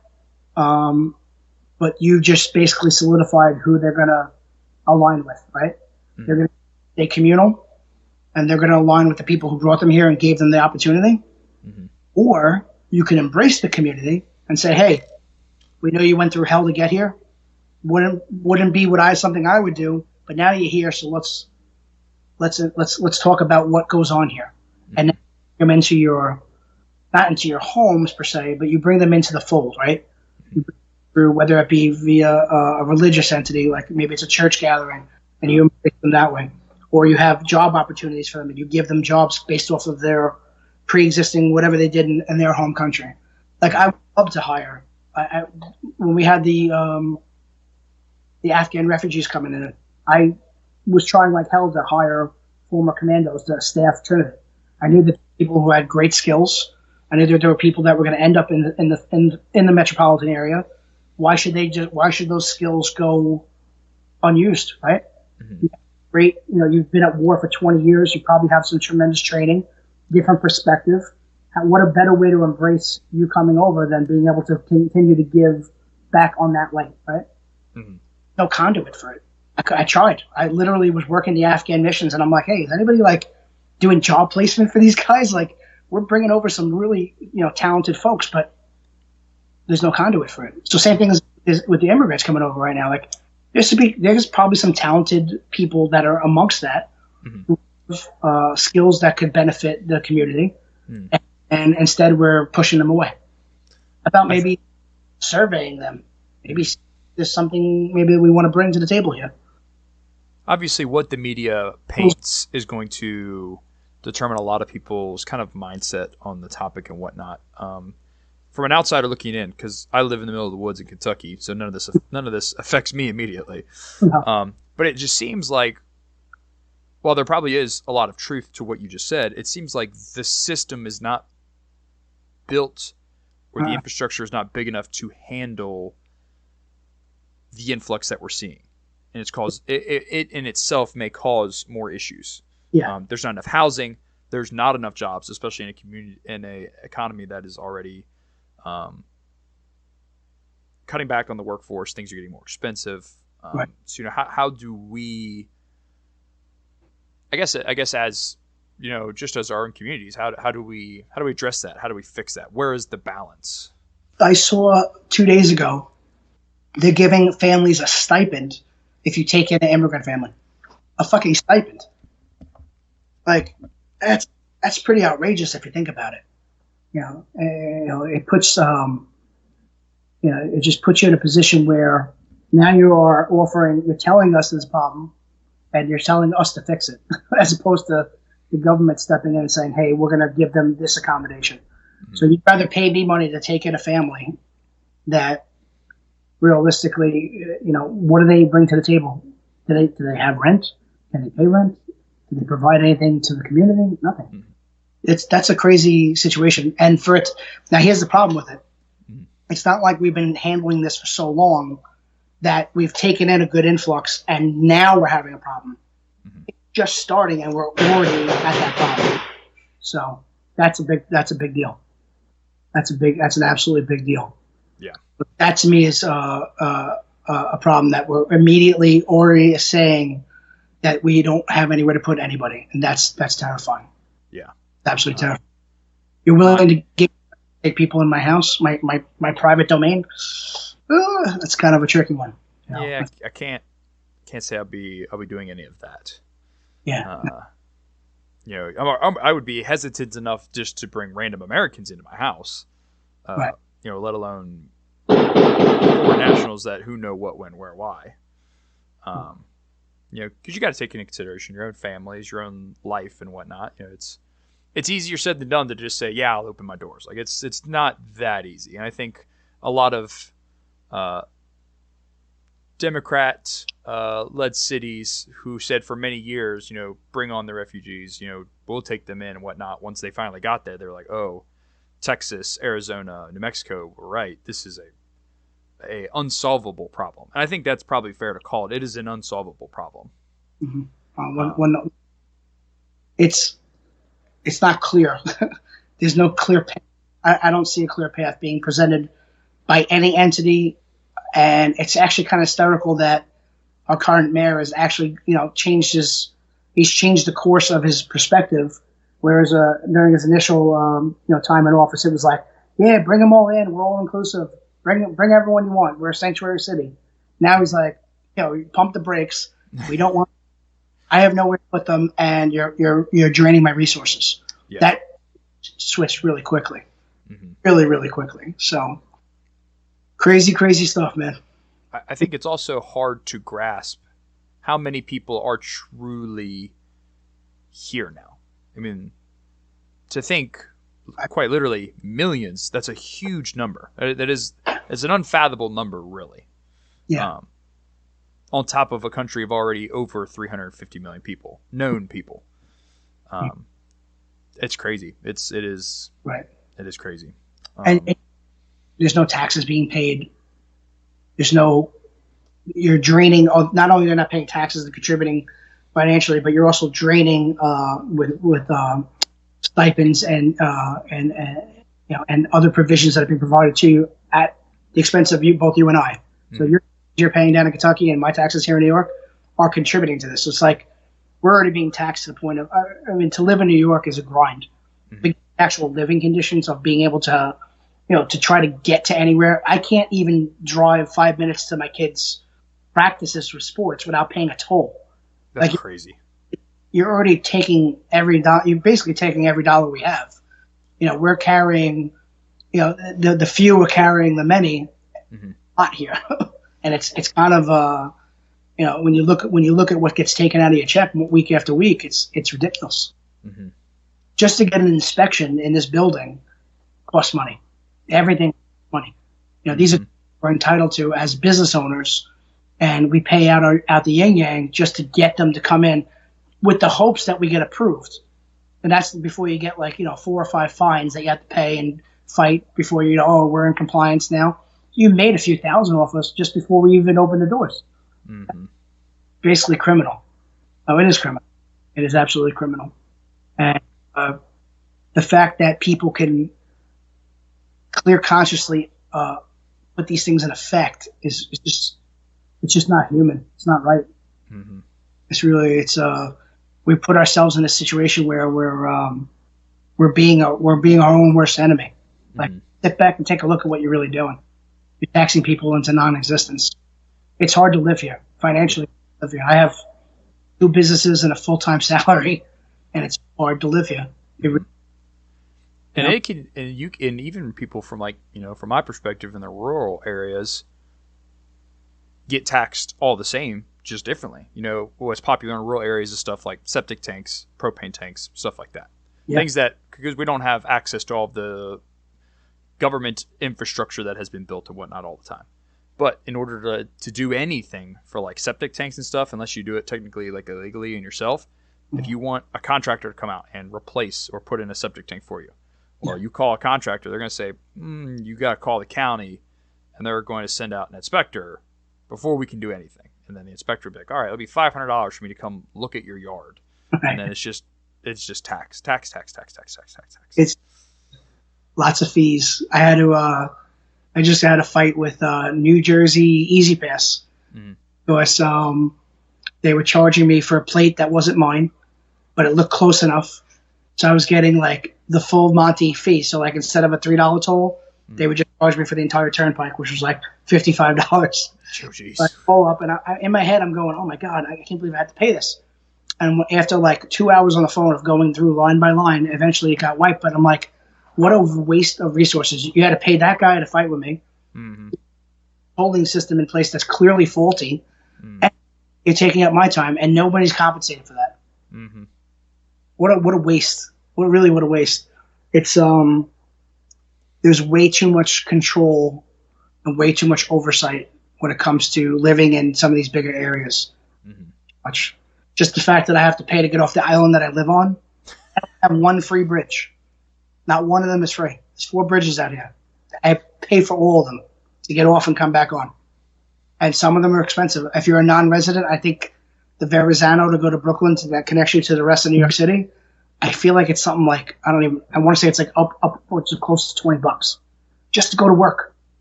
That's insane. Yeah, it's absurd. It's absolutely absurd. If you want to take the Brooklyn Bridge, which is free to get into Manhattan, you got to wait an hour's of traffic. If you want to go through the Brooklyn Battery Tunnel, takes you into the lower Manhattan real quick, you got to pay like $12. Like, what a scam. Really, what a scam. Staten Island's funny because you're going to hear this in the next couple of weeks. There's I believe it's Nicole Maliotakis. She's one of our local politicians. She grew up, born and raised here. She's presenting potentially annexing from the rest of New York City. And the rest of New York City would really suffer if we did, because we get so much in interstate commerce. We make so much money in interstate commerce because of all the trucking lanes and all that other stuff that come from Port of New York, Port of New Jersey, that burst through New York City. We have our own ports here. So we would lose if we went self-sustaining. Our bridges alone could make us a beautiful place to live. We would have roads because we wouldn't be sharing with the other 5 boroughs. Yeah. So this keeps coming up. It comes up like every 10 years. You'll hear somebody push for it. It never happens because the city would lose way too much money. The state would lose too much money if we were on our own. Yeah. But to the politician who does get that done, God bless. I'll be the police chief of the Richmond County Sheriff's Department if they ever make one. So I know, it's crazy. It's crazy what goes on up here. This place is a very interesting dynamic when it comes to being cop, being a first responder. You deal with a lot of weird stuff, and even as just an everyday citizen, you deal with really, really weird stuff here, and stuff that happens very, very quickly. It's amazing how fast the riots can just materialize the way they were, like roving bands of protesters. It's just crazy how fast it kind of comes and goes, and how fast the resources have to come to kind of put things into control. So it's definitely a crazy place to work. Don't live in the city, kids. Live in the woods. Buy chickens. Yeah, kidding. You're kidding. It's funny. I like Staten Island. I'm born and raised here, so I'm super partial to it. It's a great place to work. As a kid, it was nothing for me to put on jump on my bike, ride into town, go to a baseball card store, pick up some baseball cards, come back. And nobody knew where the hell I was. I successfully do that as a 10, 11, 12-year-old. I couldn't fathom that for my kids now. Yeah, I don't even want them going outside the door without me. I don't know. And I just don't. It's the place that it used to be. Yeah. You know? I've had that conversation with friends who have kids now, or my parents talking about like the way the world is now and like what they used to do. Is just the world is different now. The world is entirely different, and it's never coming back. The old world's never coming back. No, it's definitely not. I don't even know if the rurals are like that much. I just don't think it's like that. Mm-hmm. You know, I think that the cities are definitely far removed, and I just don't even where I am. I'm out in PA. I'm in the sticks, and even out there, I still, maybe it's just because I'm pegging Reddit all the time, but I just don't feel comfortable with certain things for the kids out there, even out there. So yeah, you know, so be it. The whole goal of like, I was talking about this with a bunch of my guys I served in the Marine Corps with. We were saying the other day, like, it was really easy to go to war post 9/11 because you felt like you had to, right? Mm-hmm. I would be very hesitant to ever be put in a situation like that again with the current state of affairs, because it's like, what am I really doing? Huh? Yeah. I don't know if I feel like that anymore. You know, I love what I love, but I went to war with the hopes that my kids would never have to. Mm-hmm. And here we are in the middle of another large-scale terror attack. That was supposed to be gone. We were when we went overseas, right, to remove that type of stuff from humanity, right? Clearly we didn't, because clearly there's more. It's just as many now as there was then, if not more. So what really did we do? I think one thing to say to that too is, you know, technology and access to the internet has kind of shown us the reality of the world. Yep. And there's a lot of money exchange and backdoor handshakes going on between people who are supposed to be enemies to embrace, it sounds weird, but to embrace your patriotism. Yeah. You know, how many people are really going to line up to go die on an island in the Philippines fighting the Chinese when everybody's buddy behind closed doors? Right. Share bank accounts. Yeah, it's and none of those bank accounts are ours, that's the shitty thing of it. Mm-hmm. Again, it's not like any of it's benefiting us. Yeah, it's you're responsible now. As a 42-year-old now, my perspective on my next 5 to 10 years is different than it was 5 to 10 years ago. Yeah, for sure, 100%. I've seen things, done things, been a part of things that I'm like, yeah, I don't know about that. Yeah, you know. Whereas the younger version of me would have naively just wouldn't ever go against the grain. Now I'm like, I don't know how I feel about that. Yeah. So, and that kind of leads me to the last kind of area of discussion I wanted to hit on for this is, you know, what is your expectations for 2024? What kind of events do you foresee playing out that people should probably keep on the forefront of their mind? I think you'd be crazy not to consider preparedness. Mm-hmm. And this is not like, I'm not talking like doomsday prepper type level shit. Yeah.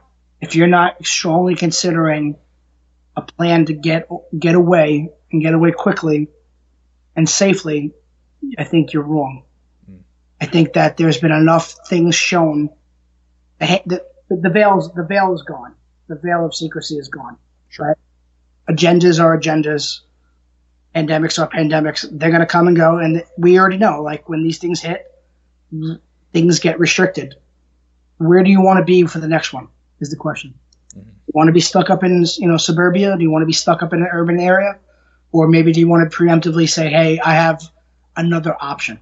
Mm-hmm. Me, COVID was another, it sealed the deal for me. I needed another option for mental health and for egress, right? Yeah. Health was I just wanted to get, unwind and detach from all the things I do here. The second piece of the puzzle is I wanted land to be able to go and do what I want to do. Mm-hmm. So that kind of, served a twofold purpose.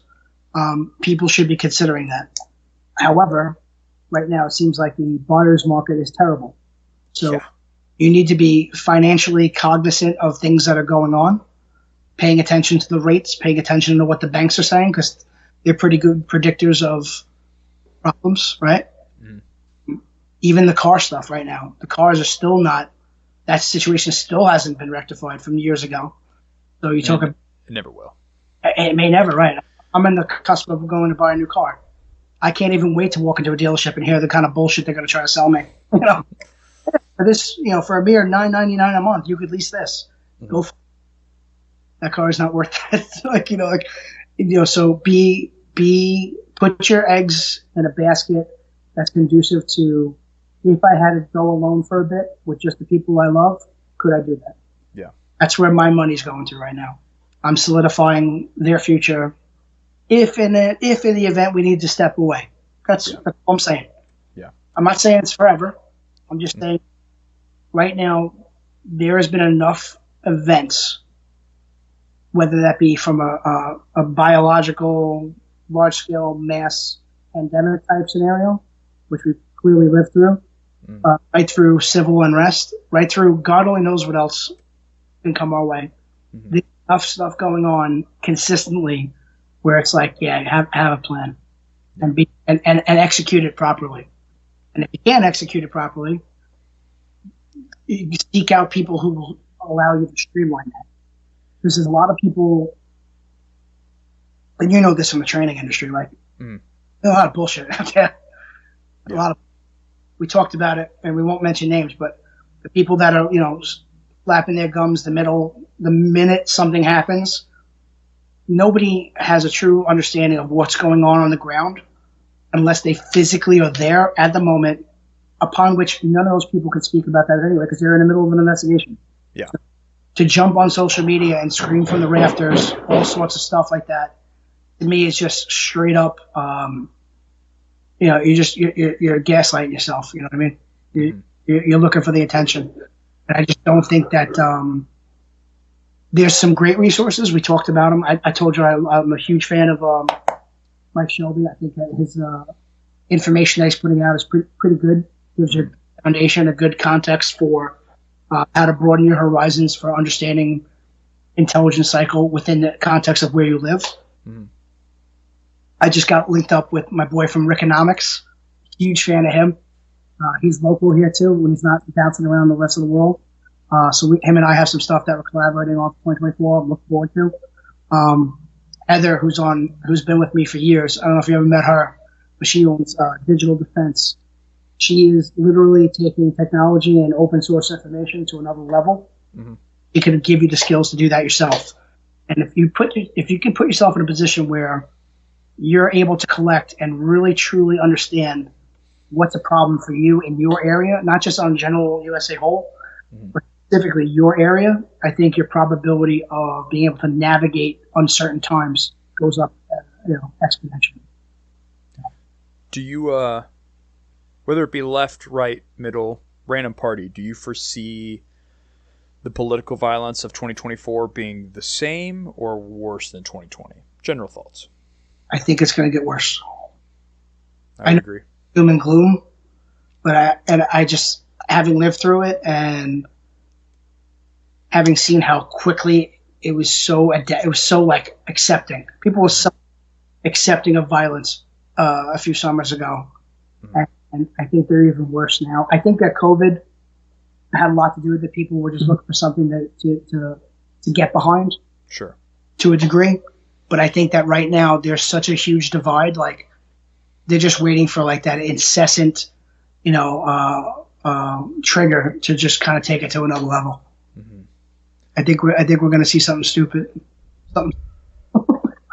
Yeah, it definitely does not seem like it would take much to turn a lit match into a gas can on fire. Complete powder keg. U.S. is a complete powder keg right now. Which is most people don't realize it, but I think we're in a worse position because we're not used to it. People who live in like Eastern Bloc countries who are used to like famine and regional conflict, or the Middle East and Africa and all that, like they're used to it. Life goes on.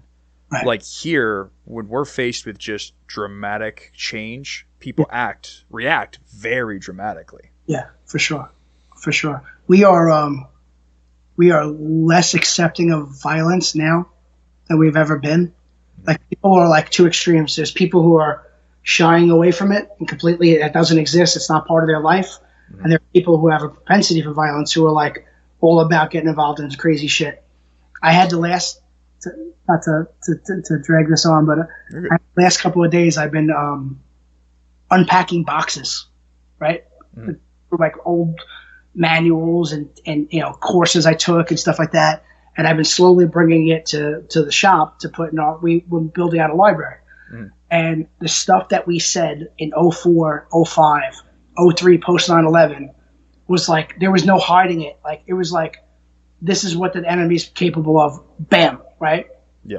Or in your face, super violent, because America had the stomach for it then because we were still angry, right? Yeah. Post 9/11, like you can show me a beheading video and I'm like, yeah, fuck yeah, let's go get these assholes, right? Whereas now you show that to anybody, they're like, oh my God, this is horrible. No, that's reality. That's what's potentially out there. Mm-hmm. You don't have the stomach for it. How are you ever going to survive it? You know, if what happened in Israel doesn't open up your mind to the fact that could potentially bleed its way over here, if that doesn't open your eyes to it, to make you start thinking about how you would react or how you're going to survive or navigate something like that, you're wrong. You're sadly mistaken and behind the curve. Mm-hmm. So, crazy stuff. Crazy times, man. Crazy stuff. Well, Joey, I appreciate you coming on, brother, taking the time out of your day. Yeah, man, we chatted quite a bit. I appreciate you.